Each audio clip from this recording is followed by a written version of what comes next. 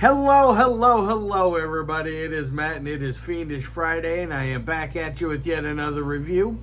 Before I roll on to any of that, I want to wish each and every one of you a great morning, evening, dawn, day, or dusk, all that lovely stuff, because life really is too short as is. Do me a really huge favor and like, share, and subscribe. I love seeing your beautiful faces when you are here. I know I'm here an awful lot, but I have an awful lot on my plate to review. And one last little bit of information. Check out the information in the description box. I give you a bigger bite of every single movie of every single day. I give you your brief synopsis, your starring cast, your director, your runtime of the cut I am watching, along with a link for a trailer. I didn't give you a link for where you can purchase this one yet because it isn't out for sale yet. Excuse me. But it will be out from Tarnished Films Video here in the near future.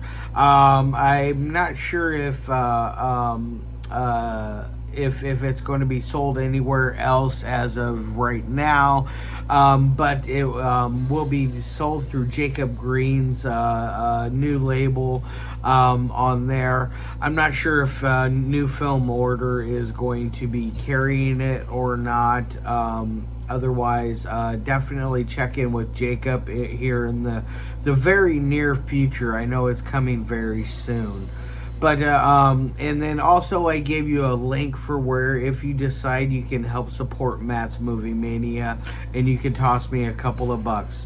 With all that said in mind and all that out of the way, let's roll on to the film of the day. And today's is a very interesting one. Like I said, it's a 2024 release. It is not out yet, but it is coming very, very soon. It is directed by Jacob B. Green. This will be my second film of his that I've been able to see and review. It is none other than the very interesting, bizarre, but very, very, very good Vexanthrone. Wow, what an interesting movie this is, or film, I should say. This is not I wouldn't call this a movie. I love that right away at the very beginning of this film. It does say this is it gives you something about this is an experience and it's not meant to be understood. And that fits it very, very well. I think that is a perfect way to describe your ride along the way in the film Vexanthrone. Now, what exactly is it about? It's about a loner artist who's been basically shunned from the community. He is working on his latest piece, and his latest piece starts out with him molding some clay. Looks like a little frog-looking thing, kind of a little bit. I'm not really 100% sure what it's supposed to be. But he starts adding different things to it, and it starts off with small things with human feces, and then eventually pieces of flesh. Eventually, he comes across this mannequin. And this mannequin is almost like a muse in ways of in at least that's how I kind of look at it as the way I feel it's supposed to be going, because every time the mannequin is on screen is when Jacob, which the main star is Jacob himself. Anytime this mannequin is on screen, he is at his most artistic and most debaucherous in ways, because he is doing things like taking pieces of flesh from his own body. There's a point to where he has this growth on the back of his hand, and it's a really nasty kind of growth. It's got teeth growing out of it, and he one by one pulls these teeth out and places them upon his latest sculpture. And at one point, he even pulls off, it looked like a human fingernail that was embedded in his male member. That right there, I was very cringing because it looked very painful. At one point, there's even blood coming out of said member, and it's definitely done in a very artistic way. There is other things that happen throughout this, such as him sticking his finger into his belly button, and in through the belly button, his finger goes so deep that it goes inside of his body, and he is able to touch his inner organs.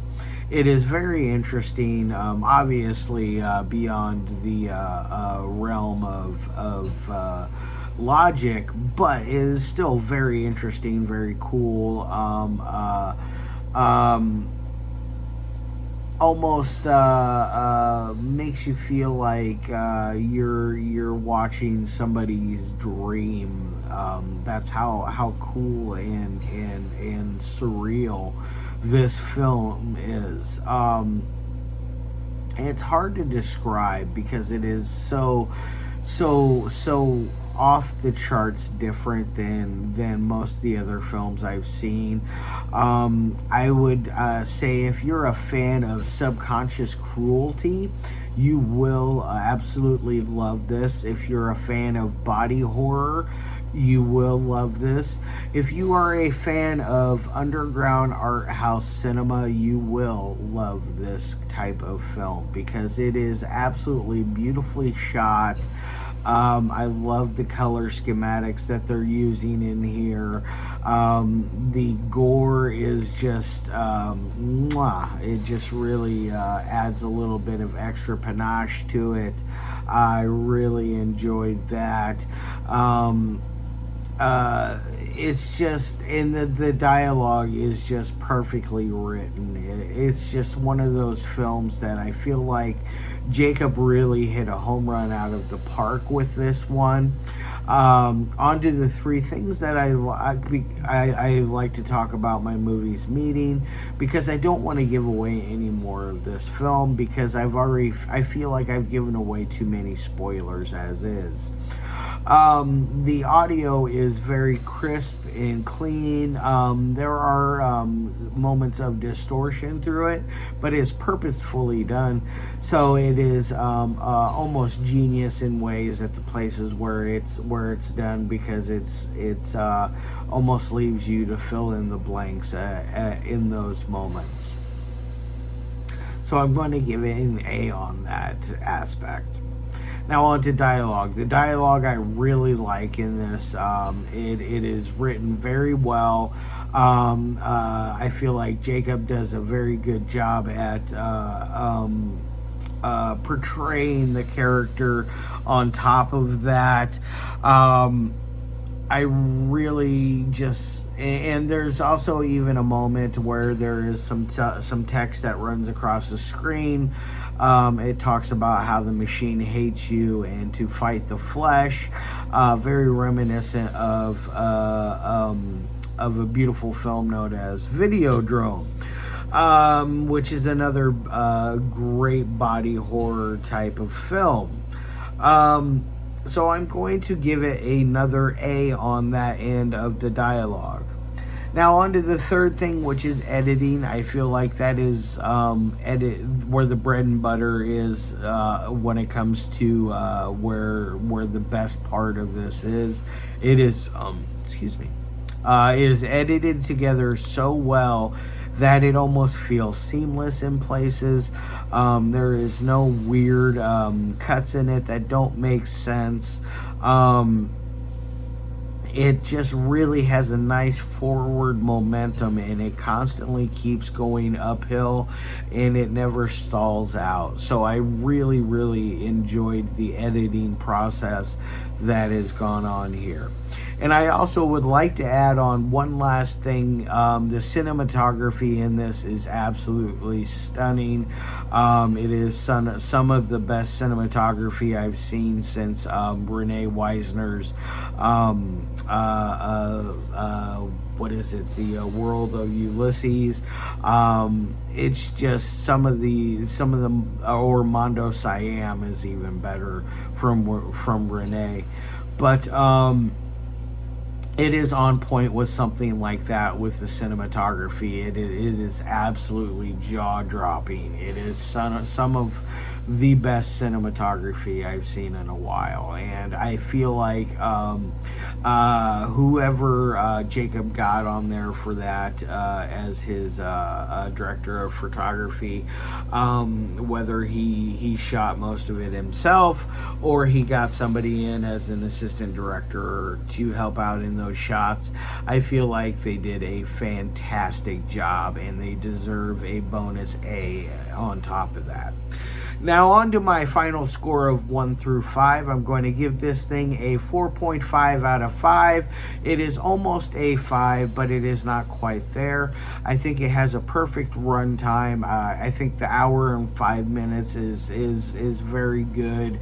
I think if it went to that 90-minute marker, I think it would have been too much. I think if it would have been any shorter, it would have cut it short, and it would have felt like you're losing something in the process. So it would have. I think it ran at a great time. So I would like to once again say hats off to Jacob for such a great film.